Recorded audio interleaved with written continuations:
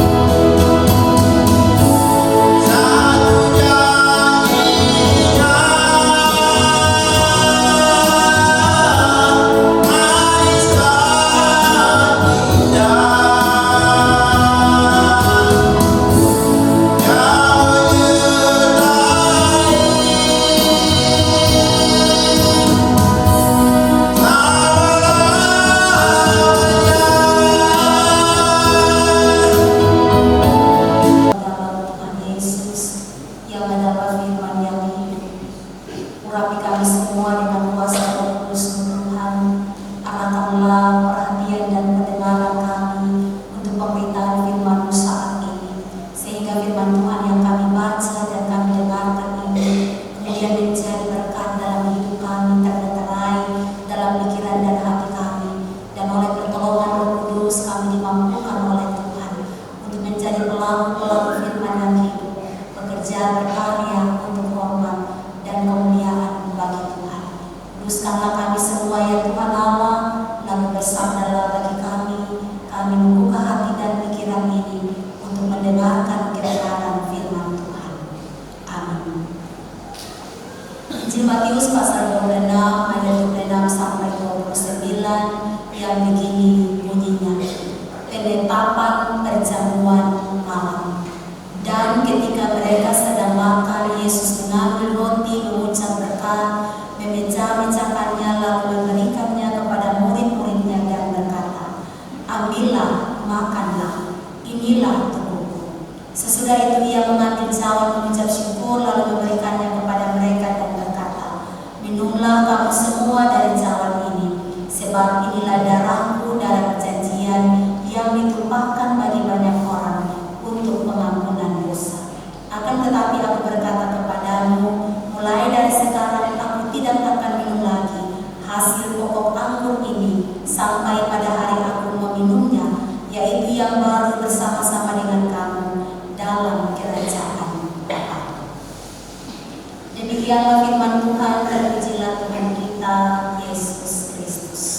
Jemaat yang dikasihi Tuhan, dari perikop bacaan kita tadi diberikan tema untuk kita memperingati Minggu Sengsara Tuhan yang kedua ini adalah menyatu dalam pengorbanan Kristus. Menyatu dalam pengorbanan Kristus. Bapak Ibu Saudara jemaat yang dikasihi Tuhan, sebelum saya menyampaikan khotbah di saat ini, saya mengajak Bapak Ibu untuk mari kita menyaksikan sebuah video kisah hidup yang nyata yang dapat memberikan inspirasi iman bagi kita supaya kita pun hidup sebagai orang ini untuk terus berkorban bagi Tuhan.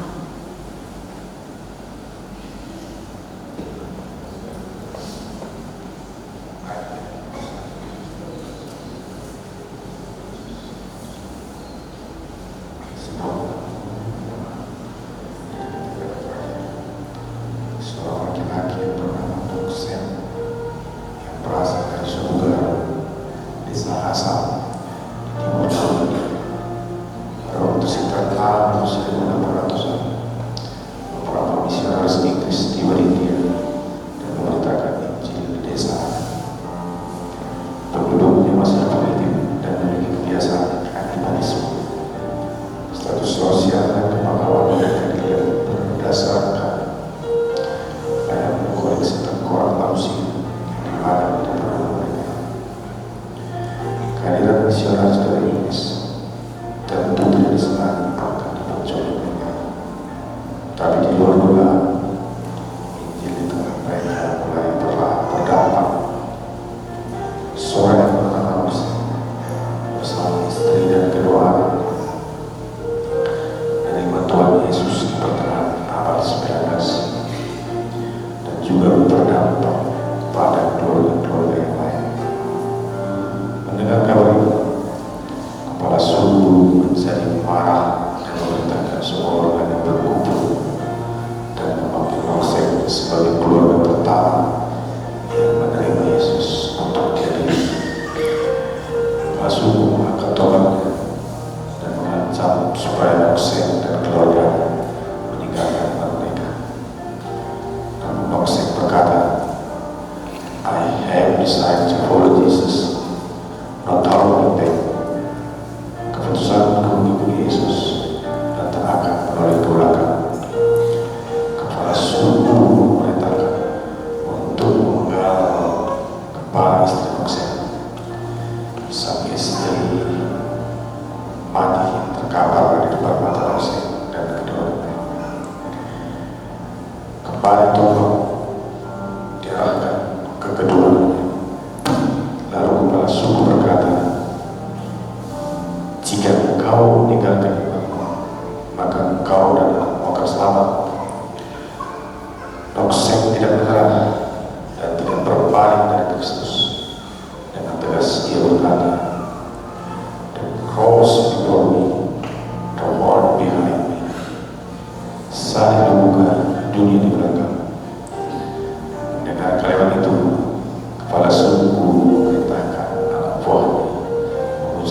bertobat kepada kedua anak Nokseng. Anak Nokseng pun meninggal dan mati di depan mata Nokseng. Balik kepada suku menawarkan supaya Nokseng untuk meninggalkan imannya. Untuk yang terakhir kalinya, jika engkau meninggalkan iman, maka engkau akan selamat. Tapi dengan berani Nokseng berkata, "Do no one with me, still I will follow, not turning back." Tetap mengikut walau sendiri, aku tak akan menoleh ke belakang. Sang kepala suku pun akhirnya membunuh Nokseng. Beberapa waktu berjalan setelah kejadian itu, sang kepala suku jadi terganggu dan penasaran hatinya. Mengapa ada orang yang begitu kokoh dan beriman kepada Yesus seperti Nokseng? Tidak mungkin ada orang yang mau mati bukan karena kekuatan supranatural yang mempengaruhinya. Rasa penasarannya membawa kepala suku pada kehendaknya untuk membaca Injil dan menjadi percaya pada kesaksian hidup keluarga yang telah dia bantai. Kemudian sang kepala suku pun mengumpulkan seluruh keluarganya dan menyatakan imannya kepada Yesus Kristus di hadapan seluruh warga. Dari kejadian ini, banyak rakyat yang mengikut iman kepala suku dan percaya kepada Yesus Kristus. Dan sampai hari ini, suku Garo di negara bagian India 90% adalah Kristen. Semoga dari kisah lagu ini kita juga semakin dikuatkan dan semakin teguh iman kita. I have decided to follow Jesus. Keputusanku mengikut Yesus. Terima kasih. Shalom. Tuhan Yesus memberkati. Jemaat yang dikasihi Tuhan,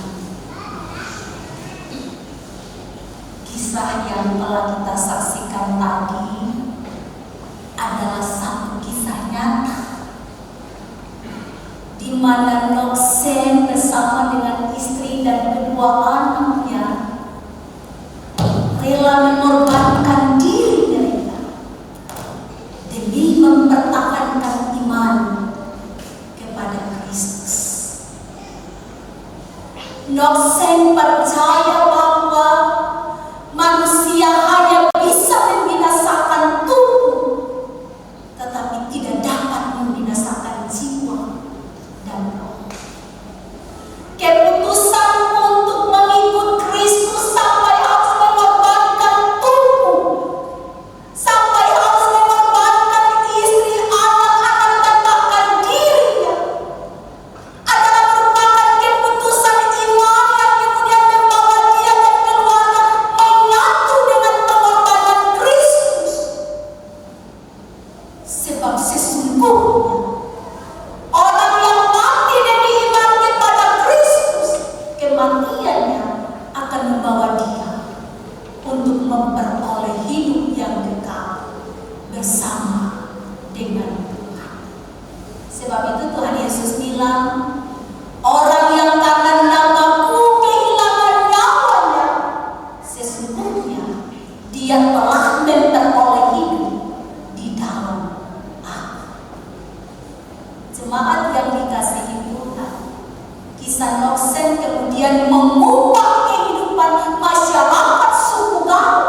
Dikatakan tadi 90% suku Garo kemudian berjaya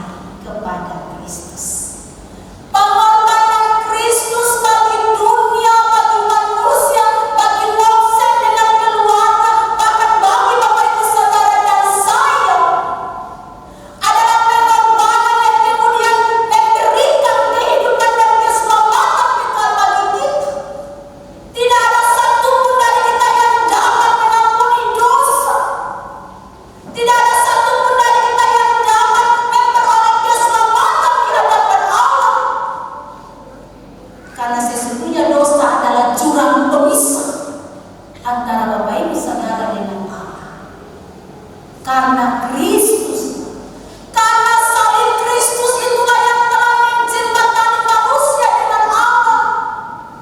Dan karena itu orang-orang yang percaya kepada Kristus, yang hidup di dalam firman Allah, yang kemudian mau berkorban untuk Kristus, orang-orang itulah yang kemudian mendapatkan tempat di dalam kerajaan Allah. Bapak Ibu jemaat yang dikasihi Tuhan, Tuhan Yesus datang ke dunia, mati tersalib, tubuhnya terpecah, darahnya ditumpahkan di Kalvari supaya kita semua hidup, supaya kita semua beralih dari kematian kepada keselamatan. Dan pengorbanan itu kita peringati sepanjang hayat. Dalam bacaan ini Tuhan Yesus dalam perjamuan malam dengan para murid, Ia mengambil roti, lalu Ia memecah-mecahkannya, lalu Ia mengucap syukur kepada Allah, dan kemudian Ia bilang kepada para murid, ambillah dan makanlah, inilah tubuhku yang dipecahkan untuk kamu.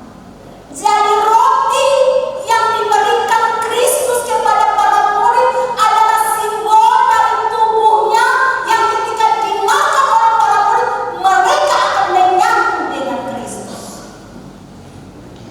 Roti yang adalah simbol dari tubuh Kristus ketika dimakan oleh para murid, dimakan oleh gereja, dimakan oleh Bapak Ibu saudara dan saya. Roti itu adalah simbol dari tubuh Kristus yang suci, tubuh Kristus yang tidak berdosa, tubuh Kristus yang kekal, akan mengubah kehidupan kita dan menjadikan kita menyatu dengan Kristus, sehingga tubuh Kristus itulah yang kemudian menguatkan orang-orang yang percaya kepada Kristus akan mengalami kehidupan baru di dalam Tuhan. Sehingga Paulus bilang, tubuhmu adalah bait Allah. Tubuhmu bukanlah bait lain, tetapi tubuhmu adalah bait Allah. Di dalamnya adalah roh Allah yang kemudian berkuasa dalam tubuhmu. Di dalamnya ada roh Kristus yang kemudian berkuasa dalam tubuhmu, supaya kamu mempersembahkan tubuhmu sebagai persembahan yang hidup dan yang berkenan di hadapan Allah. Dan ini merupakan perintah Kristus bagi semua orang, bagi gereja di sepanjang masa. Ketika kita ada dalam perjamuan kudus, lalu kita melihat roti, kita melihat anggur, kita memaknai bahwa itu adalah tubuh Kristus, tubuh yang telah terpecah untuk hidup kita, supaya kita mengalami penyatuan dengan Kristus, dan kita juga mau rela terpecah untuk pengkabaran Injil, untuk menyatakan kemahakuasaan Kristus, untuk memberitakan keselamatan yang dari Kristus kepada orang lain, supaya lewat hidup kita banyak orang pun diselamatkan oleh Tuhan. Yang berikut, setelah roti itu diberikan, lalu Tuhan mengangkat cawan, lalu ia sampaikan kepada para murid.